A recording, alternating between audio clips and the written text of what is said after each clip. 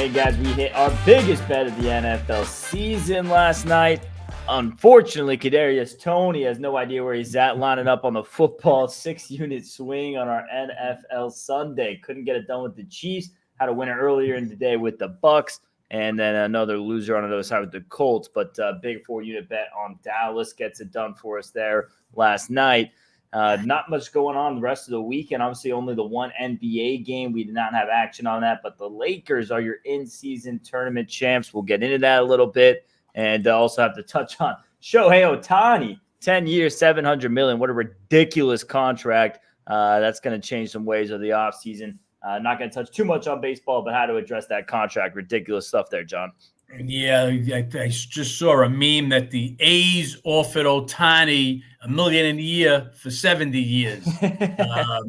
Just can you even wrap your head around it? We go back to my first $1 million player was Nolan Ryan. That's how far you got to go back. But you go back to Alex Rodriguez, first $200 million contract, and now you're at $700 million. Can anybody wrap your mind around that? I saw another meme. I believe that's 460 some odd thousand per game. Ridiculous. Not a bad paycheck, Ben. We're doing good. We're not doing that good. We're not doing Ohtani good. But anyway, Dodgers, and the old saying, the rich just get richer. Yep. That's a crazy top three bets. Ohtani, Freeman. If you can't win with that, they do this every year. The Dodgers usually have the best squad going into it.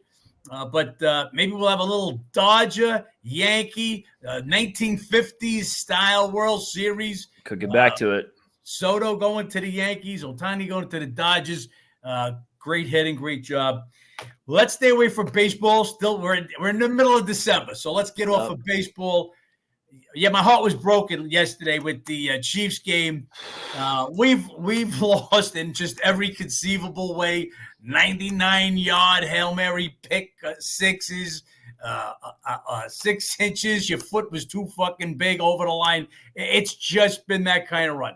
The saving grace, as Ben said, our biggest bet of the NFL season was Dallas, and I explained it, as I said, when the ratings and the spot both come together, that's what you want to see. So our ratings had Dallas approximately 5. It was 5.3 points as of yesterday before the game. Better at home than Philadelphia on the road. Dallas has just been ridiculous at home, and they've been ridiculous at home against Philly. Winning the last 5 meetings in Dallas by a combined 15.8 points per game. They had a little revenge going for them. They had the extra days going because they had played Thursday the last 2 weeks, all at home, while Eagles get their asses kicked the week before by San Fran. So Great spot. Numbers are there. Biggest bet of the year. Let's cash it. We didn't get there with the total. We had a 1-unit bet on the total at over 51.5. Philly was even worse than we expected. We expect to put up some kind of fight, but they just couldn't get there. If the Chiefs win, we would make it a real nice day. It's not. It is what it is. Back to NBA. The NBA, which has been just an absolute disaster.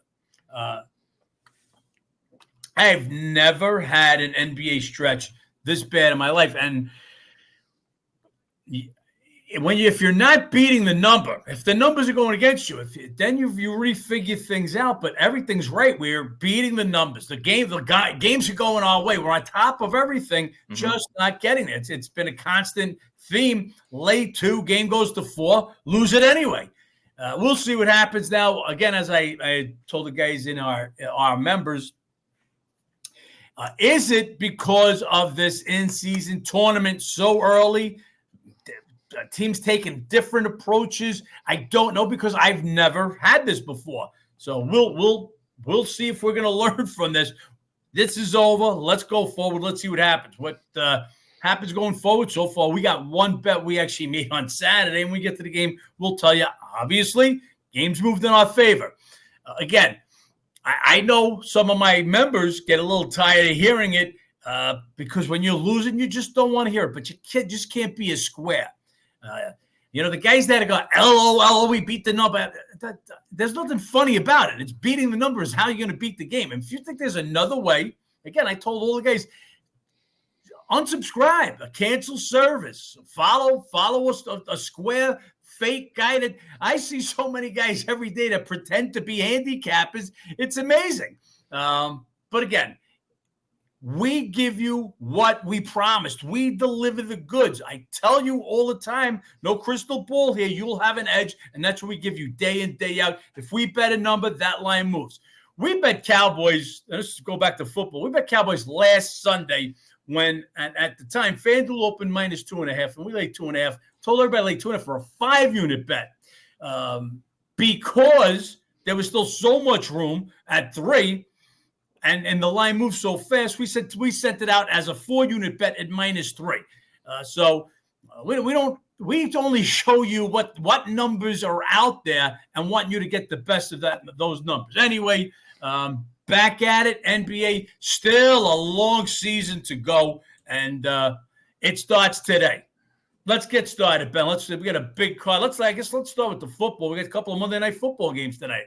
Yeah, a couple of Monday Night Football games. Real quick before we dive into those, just touch on a few other games from yesterday in the NFL. Vikings Raiders, Sean. I've never seen a 3-point spread land on 3 quite like that. I mean, I guess you got to. What did I say? Just what number were we looking to take on that game? Yeah, guys. You guys know that John and I switch off watching lines all day, and the whole week, John's saying, wait for that 3.5 on Vegas. Wait for that 3.5 on Vegas. Never got 3.5, and luckily, I mean, we would have pushed, but never fired on it. But yeah, this is and this perfect game. I mean, this is the discipline. I talked to one of my guys because I see a lot of guys will have a game, will have a losing bet, and guys, you jump in on as soon as the game's over, who do we like for this next game? Guys, discipline. If you're not going to have discipline, I can give you all the winners in the world. You're still going to blow money. We wanted 3.5 in that Raider game. Didn't get 3.5. We let it pass. There's other games, and this whole thing about trying to get even on Sunday, such a sucker mentality. You try to get even on Sunday if you're never going to make another bet in your life. Yeah. You're going to bet today. What's the difference if the week's over yesterday or you start today? So anyway, very key. We waited for the 3.5. Didn't happen. We stayed off the game. Discipline, guys. Only where there's an edge. I answer this question at nauseum. Soon as the game is over, I'll get a guy.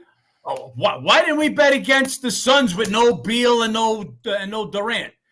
Why don't we? I want to say why we didn't bet against that particular game. So that particular game, first the answer is because I didn't see an edge. So let's just say, let's kick it back. KD plays. Beal, forget Beal. I don't know. We're talking about Beal. Beal's played all the 3 games. He's been out for the last couple of weeks. So forget Beal. He's not even part of the team right now. If KD's in, let's say the Suns are going to be 3. Fair enough, ballpark number 3. Okay? So the opening number was sack 2. Now, I had given Ben instructions to bet sack if the line was high enough before the KD info came out. It didn't. The info came out, and the line goes up sack 2. So what are we going to give KD? 5 points? Let's give him 5 points. So we go from 3 to 2. Do you want to give him 6 points? He ain't worth 6 points. When Booker's there, I mean, if Booker's out also, it's a cluster. But if we give him 6 points, it's 3. So you go from 3 to 3. Is there enough of an edge from 2? And this is why. So the pat answer, why didn't we bet this game? Because I didn't see an edge in it. Matt should have asked. I had said, why don't you ask me that question at halftime when Suns led by 9? That I didn't get the question. Then I got it after the game was over. Guys, I'd love to win every game that I bet. That's not going to happen. Give me the games that you want, and I'll answer all your questions. But don't ask me about why don't you bet this, because, again, the answer is going to be the same because I don't see an edge in it. You may, and if you do, go ahead and bet that game. I'm not stopping anybody from betting games. Again, read the previews. You can make up your own decision on a lot of games. Look at the ratings, and we go from there. So anyway, discipline. We're not going to bet every game. We're going to bet where we see an edge. So we've got a full card today. Since Saturday, it's been up, and out of all the games, I picked one, and sure enough, that's the game that moved. Sorry to step on your NFL reviews.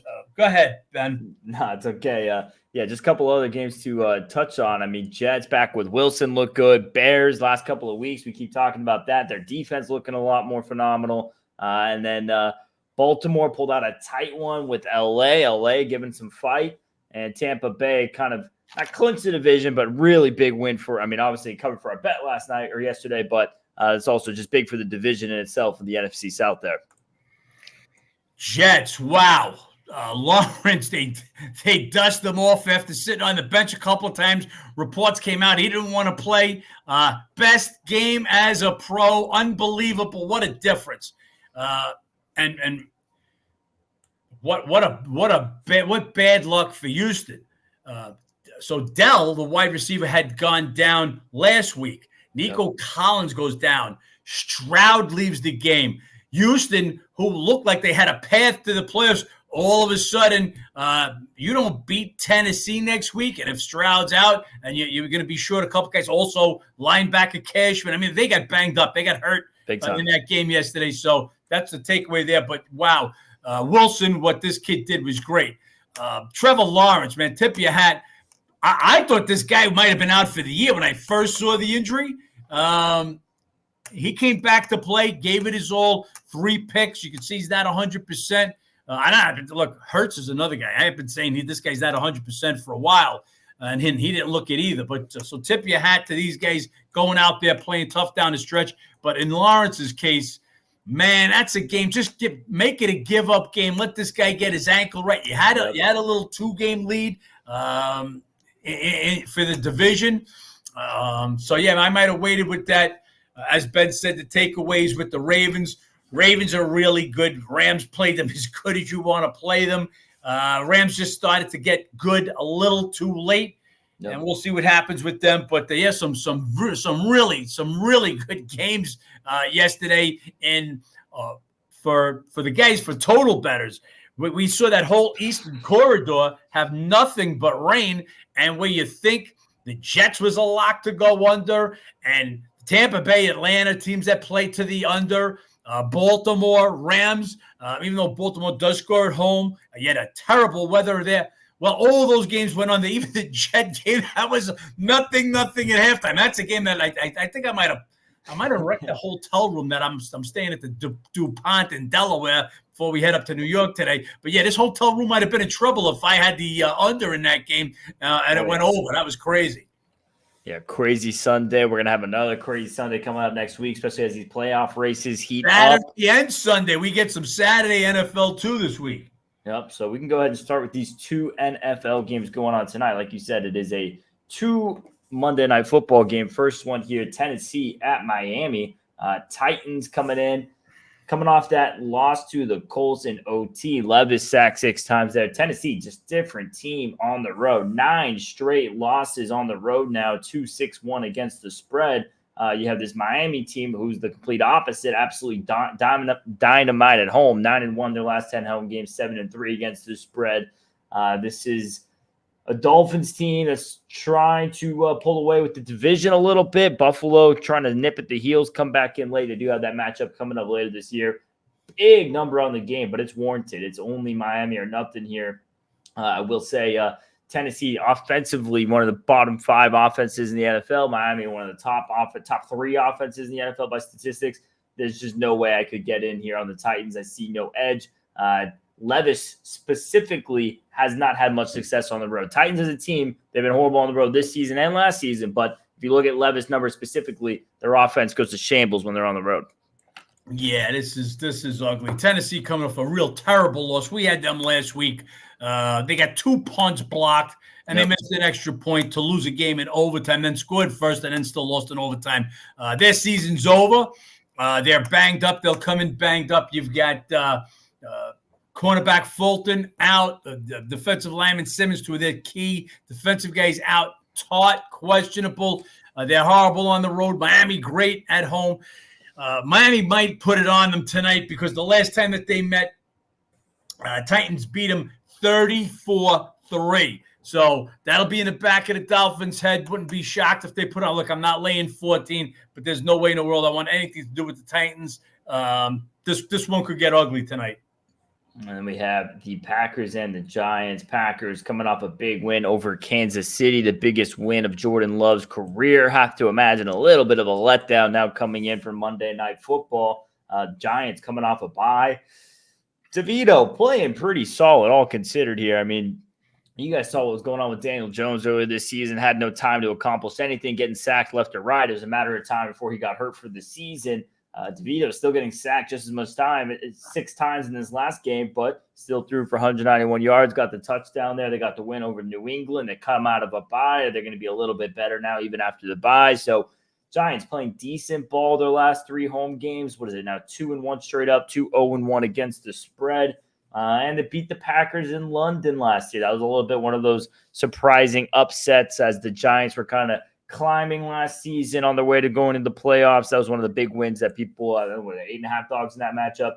Things definitely flipped in this one. Now you have the Packers, striding back forward. It's got to be home dog or nothing. Green Bay letdown spot. Love has looked a lot better. The Packers are playing a lot better. But Giants out of a bye week. This one might be one they pull out, John. Yeah, Green Bay, as Ben said, coming off a huge win over the Chiefs, right in the thick of a wild card spot. A win here, going to make things look real good for them. They're banged up though. They lose Watson; he'll be out tonight. He caught 2 touchdown passes in the last game. He's big for them. Jones, the running back, he's going to miss again. Not as big as a deal. While he's a big name, the Packers have played more games without Aaron Jones than they've played with him. On D, cornerback Alexander still out. He's a big part of their defense. Quay Walker, the linebacker, he's going to also miss. And we got a couple of defensive backs questionable, Savage and Stokes for Green Bay. They could be very limited limping into this Monday night game. +6, nighttime at Giant Stadium, dog or nobody, banged up. Giants are also a little bit banged up. A couple of guys on their defensive line, Lawrence and Robinson questionable, and tight end Bellinger questionable, which makes it bigger because tight end Waller, first-string tight end Waller, he's been on the IR for a while. So if Bellinger's out, now you're down to your 3rd string. So we'll wait to see injuries, but in this spot, +6, it'll be Giants or nobody. Yeah, they limped into Detroit Thanksgiving, pull off the big win. They go back KC, get the big win, and now it just kind of feels like this is where the bubble might pop a little bit, and it might be a little bit too banged up at this point, not getting up for this one. Only thing is, the way I'm looking at it, after seeing Detroit these last few weeks, is a little bit more with Detroit on the slide. Detroit, since that come from behind win in Chicago, they had to win at New Orleans. They got off to a big start. New Orleans almost come back in that game, and then looking ugly against Chicago, who another team on their way up the last 4 games since Fields has returned. This kid looking like a rebirth, and that defense, as we've been saying since the Carolina game. Yes, Carolina Panthers offense is putrid, but they've looked better and better. They're finally healthy. So Chicago Bears are playing good football right now. But Packers are nobody. Excuse me. Giants are nobody, home dog, plus the points. 6 points, a lot of points. We talk about it. 6 points in a total that's 37. We're not expecting a lot of points. A lot different than 6 points would be in a total that's 50. So dog or nobody. And then let's talk about this massive NBA slate. We got the Pacers at the Pistons. Should jump us off. Pacers obviously coming off the loss against the Lakers Saturday night. They got cooked. They got cooked by Anthony Davis, cooked in the paint, outscored 86-44 in the paint. This is as good of a letdown spot as you're going to get for this Indiana team. You beat the Celtics, you beat the Bucks, you move on, you get the Lakers, 3 of the bigger brands in basketball on the biggest stage for a small market team. Has all the makings for a letdown. The problem is they're getting the Detroit Pistons. So love the spot for the Pistons. It's the Pistons, though. 19 straight losses. Pacers crushed them by 23 earlier this year. They split 4 meetings. Pacers, as you guys know, they've been over-trending all season long. This matchup is over-trending 5 of the last 6. They did start to go under-trending in the in-season tournament. Does that switch back now that it's different play styles? We'll see. Lean a little bit to the over. And ever so slightly, I lean into Pistons, but I don't want to be backing a team who's on their way to their 20th loss in a row. Exactly. What can I say? Indiana, What basketball played way over their head as far as I'm concerned. Beat the Celtics, beat the Bucks. But yeah, finally, Lake is just too much for them. But now they'll come down. It's a letdown spot, no question about it. They'll come in also a little banged up. Nembhard out. Who else we've got out in this game? Jalen Smith's missed actually this whole little run that they've been on in the tournament. And now you've got Naismith also questionable. But the Detroit Pistons, really? How bad can you get? Doran, he's out indefinitely now. Bagley's going to be doubtful, so that's another big body that they could be missing down low. Don't want no part of a Detroit team, as Ben said, poised to lose number 20 tonight. Really? Ridiculous 20 in a row. We'll see if that changes up. Cavs at Magic, pretty good matchup here. A couple of young Eastern Conference teams. Cavs coming off the win at Miami. They forced 17 turnovers in that one. They're tied for the NBA best, 7-3 straight up on the road. So getting it done there. Only problem is Orlando at home, lights out, 10-1, 9-2 against the spread. Cavs, though, they've had success in the matchup, winning the last 5 meetings. Orlando or nothing. You're going to be without Mobley here. Suggs questionable. Magic's really getting it done at home. And this is one of those fine lines. Is it ownership or is it revenge? Because obviously some of that ownership goes back to a different Orlando team last year. So you could argue it's just revenge from this meeting earlier this season. Lean Orlando, tough there on that matchup history. Yeah, no, if I saw this as revenge, I would be on the Magic. This is a low number. With Mobley and LeVert both out, they're going to miss tonight for the Cavs. Cavs also go to Boston tomorrow to have the first of a 2-game set at Boston. But this is 5 games in a row. Cavs won it by 10 earlier last week in Cleveland. They won all 4 meetings last year by a combined 50 points. This is basically the same Magic team, same players on there. Suggs questionable. The line says it's too low, but a little bit of ownership here is going to keep me off this game. So no dog in this fight. We have Wizards at Philly. This is a little bit of a, they had a sandwich game in between the last meeting they just had in Washington. In between that, Wizards were smoked at Brooklyn. They were 18% from 3 in that game, 2-11 straight up, but still 8-5 against the spread on the road this season. And then you had Philly getting a nice win over the Hawks. No Trae Young in that game, and Embiid and Maxey went off. Philly at home this season, 8-3 straight up against the spread. Philly, some success in this matchup. Couple of blowouts last time they've met in Philly. Embiid loves this matchup. Pretty much all the big men across the league love this matchup against Washington. Just no interior defense. He's averaged 45 the last 4 games against them. He's questionable. So got to see if he's in or out. Would be a lean to Philly if he is in. 5 of the last 6 meetings all over. Philly, 6 straight overs. 3 of the last 4 for Washington. That's what I'm looking at in this game is the over. Got to see if Embiid's in or out. We'll take the lesser number if he's out. Yeah. Gafford, also questionable for Washington. And he blocked some shots. He just not enough of a repellent, especially for Embiid. Embiid's questionable. Got to see what's happening with Embiid. He's missed a few games, came back just enough to score 50, and then they're hanging a questionable tag on him again tonight. Philly's got enough even with him out. All depends on what the line's going to be. We may be interested in this over, but again, we'll wait to see, as we did with Trae Young on the not many times that we go over, but we did go over in the last game. As soon as they announced Trae Young was out, Atlanta, Philly, that line dropped. We hit it at 235.5, caught the over. So we'll wait to see what the announcement on Embiid, make the decision then. As far as the game to me is wash or nobody. Even though Philly's a big look, Philly's beat Wash twice, but Wash hung in there in the game at Washington, the last meeting, 131-126. They split 4 meetings with Philly last year. Just feel at a dozen might be the right number. Or we could play this one the way we played it earlier in the season. Philly was up, I believe it was 17 at halftime, and we came in with Washington at +1.5 in the second half. They wound up losing by 18, and we covered by 0.5 point. So wash or nobody in this one, over or nobody in this one. Again, waiting on the injuries.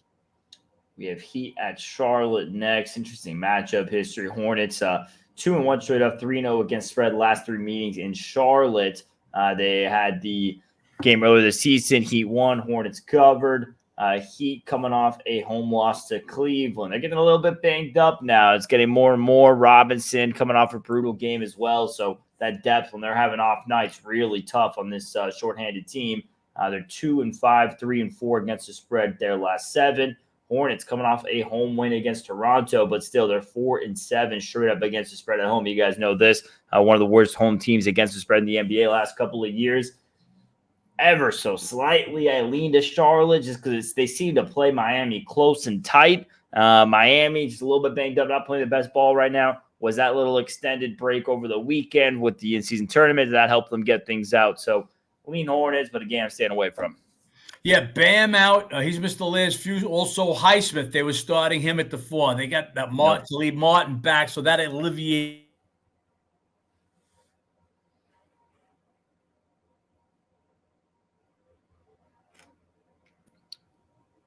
Okay, it looks like I lost you for a second. You got me back there, Ben? Yep, got you back. Yep. Okay, so yeah, a little bit of a short-handed Miami team going to Charlotte. Charlotte's going to be without their big man Williams again. Richards has done a nice job stepping in, and P.J. Washington will play some center also in that one. We'll see what the story is with Lowry. 4 is right around the number that I make the game. Miami just finds ways to win. You'll see Butler step it up. But if Lowry's out, also little bit of a lean to Charlotte again. We'll wait for injuries and where the line goes later on tonight.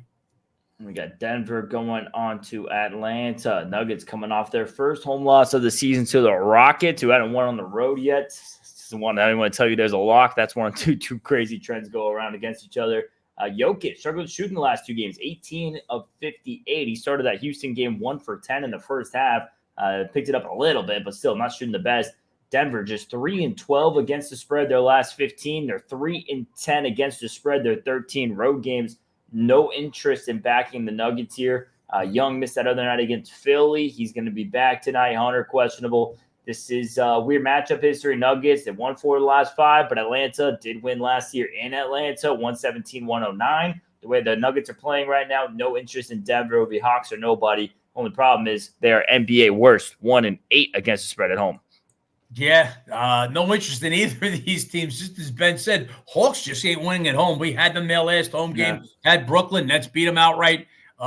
Nuggets started off the year great. We started saying, no championship hangover.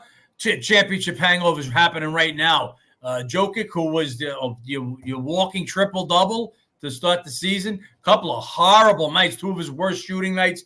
Back-to-back last couple of games, and that's the reason for my Massa Edge members. You've seen the drastic drop in Denver's rating right now. I make this game 2.5, and that's if Hunter plays for Atlanta. So as bad as Denver has been and as bad as they are on the road, if Hunter's out, slightest of leans to Denver. But again, I'm not going to have – there's not enough room for an edge.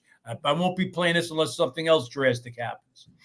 We have the Raptors at the Knicks. These are a couple of teams who just keep screwing us, whatever side we're on, with or against them. So we'll see what happens in this game tonight. Raptors coming off the loss at Charlotte. Barnes triple-double, but they were 19% from 3 in that game. And then the Knicks, they're coming off the loss to Boston on Friday. They did cover for us with a +1.5 at halftime, just barely by the skin of their teeth. They fouled down double digits like 3 times in the last 30 seconds. So it's just make it a little bit sweaty, but they did cover that for us.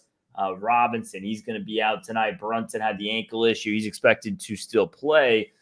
This Knicks team, they went to Toronto December 1st. They get the win. Raptors 3-1 straight up against the spread last 4 trips to New York. Lean Toronto, Knicks coming off that loss to Boston. Robinson, Brunson gets banged up. How are they showing up to this game? Toronto, though, just not playing good ball right now. Their last 6 games, 1-5. Lean Raptors, but like I said, these 2 teams doesn't seem like we can get it right. Going to stay away from this one. Yeah, the theme here has been the Knicks, kind of like the Dolphins of basketball, pummel the Hornets, pummel the weaker teams, but have had problems against the big boys, Celtics, Bucks, all the better teams can't knock them down. Now, I don't want to consider Toronto one of the better teams because they've just not been playing good basketball right now, as Ben just said. But they've got a little home revenge going. Robinson already out. Brunson, they say, is going to play. I don't know how slowed down he's going to be by that ankle, but if you guys saw it at the end of the game, looks like he hurt that one. Those are the injuries they always worry about, the non-contact where he just turned wrong. Did he twist the ankle? We'll see if that affects his game. For me, and this would be a slight lean to Toronto just because of the home revenge. Knicks coming off a couple of bad beats. I mean, look, Knicks had lockdown, best defense going into the Milwaukee game. They got bombed there and Boston. Knicks win by defense. They're not playing defense, going to have a harder time. So Toronto with nothing at the slightest of edge. Robinson already out. Again, we'll wait to see if Toronto's got everybody in the lineup tonight. Wolves at Pelicans, pretty good Western Conference matchup. Wolves coming off a big win at Memphis. Anthony Edwards just 3 minutes, reissues the hip issue he's going on. He's questionable. I would lean more so to doubtful. Granted, he did have a couple of days to get it sorted out, but I just don't see the risk in, your franchise player this early in the season. You're already the first seed in the West. No point winning the first seed if you can't have your star come May. So we'll see how delicate they are with the situation. Many red hot, 6 straight wins, 3-1-2 against the spread. And Pelicans were embarrassed in Vegas by the Lakers, 133-89. I imagine they show up and try to prove a right or wrong on that game today. Great at home, 6-1, 7-0 against the spread their last 7 home games. The one loss to Minnesota without Zion, they still covered that game. That's a 7-0, 6-1 split there. So Wolves some success in this matchup, but Pelicans at home has been dynamite. Without Edwards, Pelicans are nothing here in this matchup. With or without Edwards, Pelicans are nothing. Just get the better number with him in or out. Pelicans are nothing. I've had this game circled since they met in New Orleans last time. If you guys remember, if you're a Massa Edge member, we had Pelicans that night plus 7.5. Had a big lead, let the game slip away late. They lost it by 1 point. We get paid, but they lost. So Pelicans, they've got a circle around this game since then. Would have laid this number at a lower line if Edwards is in. We'll wait to see if Edwards is in. But again, Pels or nobody in this spot coming back. Embarrassed. I mean, really embarrassed in Vegas after going on the road to Sacramento, getting a nice W. They don't play well on the road, but they get the W at Sacramento, come home. So like a little bit of what we try to call a double spot here, coming off the embarrassment. They got a little of that home revenge.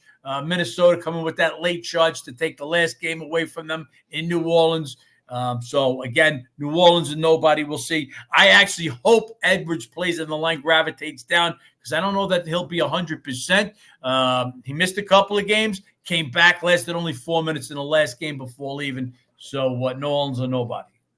Spurs at Houston. San Antonio screwed us on Friday night. They're up double digits, let it slip, and fell to the Chicago Bulls. One of the bottom 3 scoring teams in the NBA. They allowed them to shoot 46% from 3. And Wemby had a 20-20 game, but didn't matter because of that. Spurs, 16 straight losses. Them and the Pistons, who's going to snap it first? They're 5-11 against the spread in that 16-game losing streak. And Houston, maybe a little bit of a letdown. They get their first road win at the reigning champs in Denver, the hardest place to win in the NBA right now. They go and get it done. Van Fleet, he had a solid game, and they've been lights out at home, 9-0, 8-1 against the spread their last 9 home games. Tough to want to back the Spurs team the way they are playing, even though it's a little bit of a letdown spot here for Houston. Would be Rockets or nothing on this price. Yeah, Rockets are nobody in this one. I think Rockets get up for this one. They also have got, if you guys remember, our first big 5-unit bet of the season was San Antonio. Early in the season, one of the first couple of games, Rockets at San Antonio. Houston led pretty much throughout the way. San Antonio catches them at the end to force overtime, and then we get them in overtime. We win the money. So Houston might have that in the back of their head. This is obviously 2 Texas teams, little rivalry going in the same division. San Antonio's bad. San Antonio's real bad. Houston, Dylan Brooks, questionable with an illness. Look, it's December. We got a bunch of guys with illnesses that are all questionable. Yep. Brooks is one of those guys. But 8.5, again, Rockets tend to play a lower scoring game. If it's a lower scoring game, that 8 points is just worth more than 8 would be if it was in a Philadelphia-Washington type game. So a little lead to Houston. We definitely want to have Brooks in there. But no way do I want – look, San Antonio, Detroit Pistons, their overlays don't catch the falling knife. Don't want to back these teams right now. We had the Bulls at Milwaukee, obviously coming off that come-from-behind win against the Spurs. 4 of the 5 starters scored 20-plus in that one. They're now on a 4-game win streak. No Levine in any of those, and that seems to be a little bit of a benefit. Obviously, Levine's been in the trade rumors. I don't know if his trade value is decreasing with the success without him in the lineup. We'll see how that plays out. Caruso questionable as well. Bulls playing better ball just on the road. 2-8 this season, 3-7 against the spread. Yes, coming off a road win, but against the Spurs. So how much does that hold weight? So got to see if they can get it done against a good home team, a.k.a. the Bucks, 10-1 this year at home. Not covering numbers, 4-6-1 against the spread. Big number to cover on this one. It is a little bit of a revenge from losing to the Bulls a couple of weeks ago. That was an overtime loss as well. So Bucks are nobody based on the spot, but don't want to be backing this team who's not covering numbers at double digits. Yeah, Bucks will come for a game tonight. I really feel it. I feel they took a loss against the Pacers in a game that they thought they were going to play the Lakers for the championship, and they'll also have the remembering the loss at Chicago. Remember, Chicago played that game without Levine or DeRozan, and knock out the Bucks in overtime. I think Milwaukee will come with a game today. But again, the number's right there. I could make it a tinge higher, but just not enough to lay double digits. So, yeah, I'll probably be staying off this one also. Jazz coming off a double-digit home loss to the Clippers. Clarkson pretty much a no-show in that game. Shot 2 for 9. Utah NBA worst, 1-10, 2-8-1 on the road.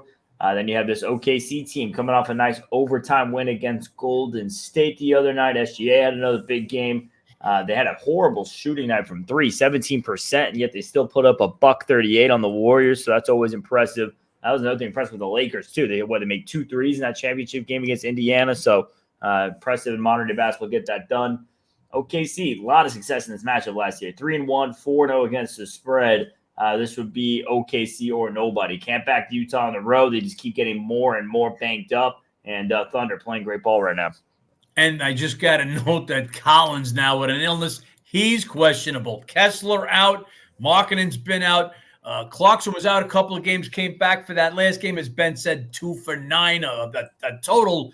Wish he never came back. If he doesn't come back that game, we would have never bet the Jazz in that one.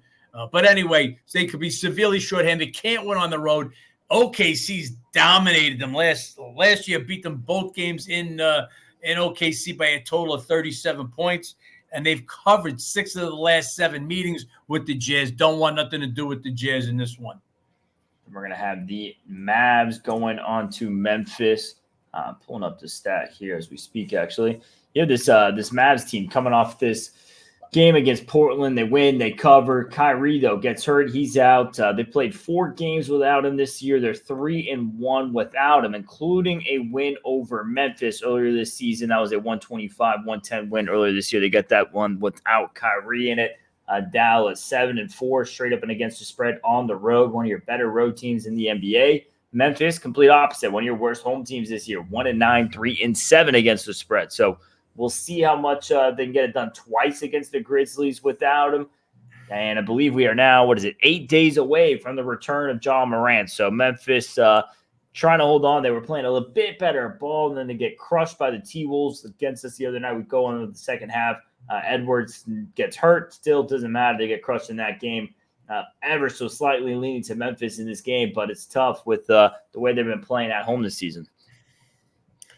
Okay, sorry about that, Ben. Which game are we at now? Mavs at Memphis. Just watching some more injury reports coming across. So Memphis, Dallas, Kyrie's out.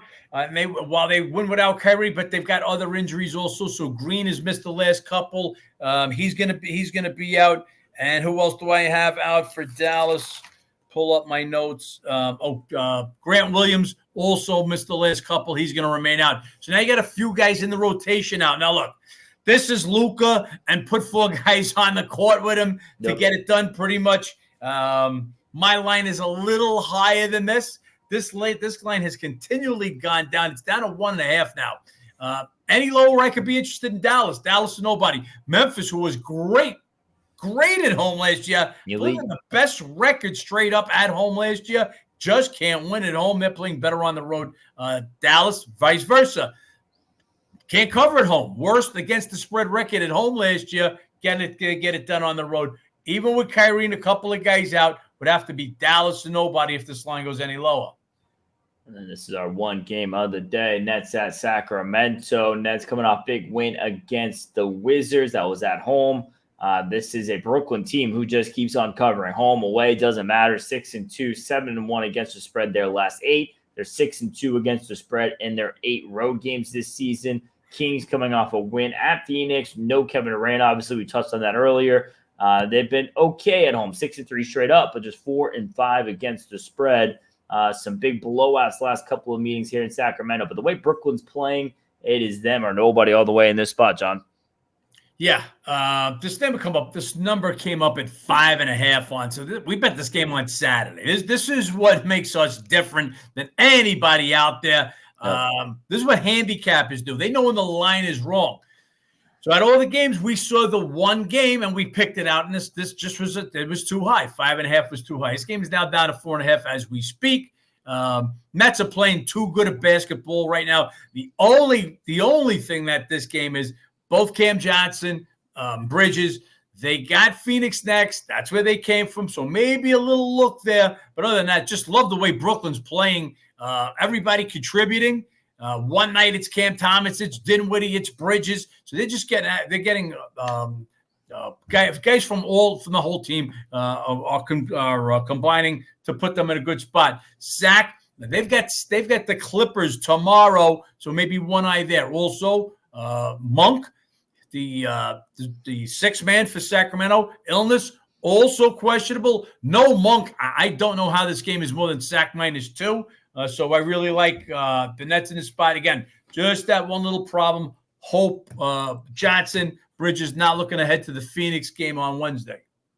Then we have Blazers at Clippers to round up this card. Blazers coming off that loss there to the Mavs. Simons, he's been playing better and better since he's come back. 30 points, 8 times in that one. Problem is this Portland team is just banged up. No Brogdon, no Ayton, no Grant in that last game. Grant still ruled out. Wait and see on the other guys. Clippers figuring it out a little bit. Big win at Utah. That breaks some trends for them, gets a little streak going. That's now 3 straight, 2-1 against the spread. They've been great at home this year, 7-3, and they have been terrific against Portland. Absolutely own them. 13-1, 11-3 against the spread the last 14 meetings. 8 straight in LA, 7-1 against the spread by an average of 16 points. So this is Clippers are nobody. Portland coming up in. They might as well be rolling in some wheelchairs. Clippers playing a bit better ball right now. They do get a little bit of a look ahead of Sacramento, but this is still Clippers are nobody the way Portland's showing up. I like how they've been playing on the road, but just tough to back this team right now. And like Sacramento's, it's not only that they have Clippers not only have Sacramento, but they got them tomorrow. So it's back-to-back. And you guys know the situation, Kawhi, Paul George, what's been going on for the last couple of years with the back-to-backs. So if you're ahead 15, 18, you're going to try to get those guys on the bench, get them some rest, get that second unit in there.